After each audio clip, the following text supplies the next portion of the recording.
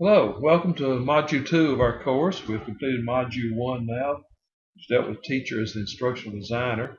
Make sure that all the items in the grade book are correct, that I have not left out any grades or missed one of your assignments that you submitted. Let me know immediately if there's a problem in the grade book, or we can close that up. Be sure to check your progress as you look over the course outline. Go back and refer to the syllabus if you have any questions about any of the items in Module number 1. As we mentioned, Module 1 dealt with the kind of the background type material for what a teacher needs to know to be an instructional designer. In Module 2, we get down to specifics. We start looking at the technology for starting out with for the teachers in Module 2. In Module 3, we'll be looking at classroom technology. Module 4, we'll be looking at technology available for the students in the class. So keep in mind that we'll be looking quite a bit at the technology for the remainder of the course, but we'll be referring back to the material in Module number 1 as we go about incorporating these items into actual lesson plans and how you as a teacher can use this technology. In the technology for the teacher, I've broken the information down into 4 broad areas. The first area is covered in lesson 2.1, which deals with reference tools. One of the big jobs of a teacher is finding out information, whether it be from textbooks, whether it be from the library, whatever sources they choose to gather the information from. I always felt like that probably one of the more important roles a teacher plays is to gather information in from all sorts of different sources, combine it, simplify it, and then present it to the students in a meaningful fashion. So 2.1 will be looking at some of the reference tools that you can use to gather information and keep your classes current. In 2.2, we'll be looking at productivity and management aids, management tools. Teacher's life is very busy. There's a lot on their plate. So we're going to be looking at some different things that make things go easier for the teacher, that make things a little bit easier for the teacher to do.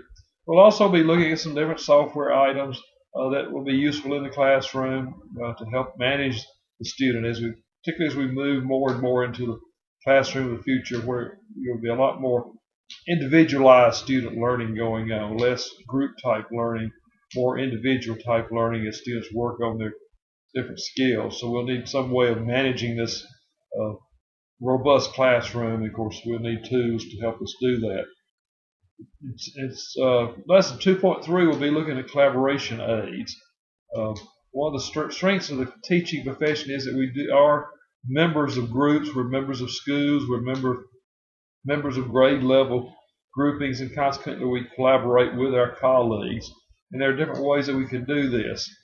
This is also broadened out somewhat to collaboration with the students, collaboration with the parents.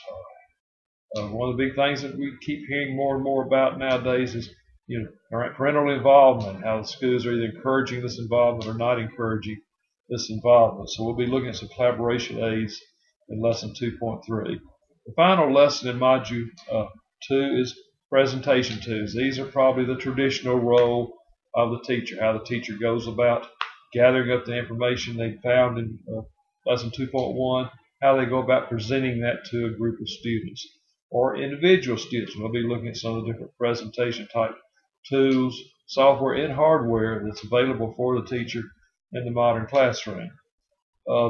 Before you start this module, be sure I would strongly recommend you set a restore point.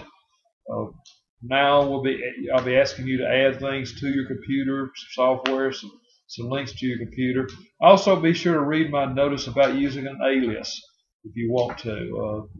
Be careful, don't give out any personal information. It's completely acceptable to me if you use a false name, if you use a false identity for this. I'm looking at whether or not you can do the technique. I'm not looking for the information to be factual. So keep that in mind, that the internet is a dangerous place, and we do not want you to feel like you're putting your privacy in jeopardy in any manner whatsoever with the class. But some of the different activities we'll be doing, particularly in the social media area later on in the course, we will be dealing with putting information out on the web that will be available to whoever happens to stumble across it. So keep that in mind as you go through this. I hope you're enjoying the class. Let me know if you have any concerns or questions, be sure to put them on the discussion board for me to answer. Keep up the good work on the Teachers Lounge. It's exciting every day to look down there and see 5 or 10 new posts and get to read those and see what you're thinking about the different aspects of education and technology and education. So good luck with module number 2, and we'll talk to you later.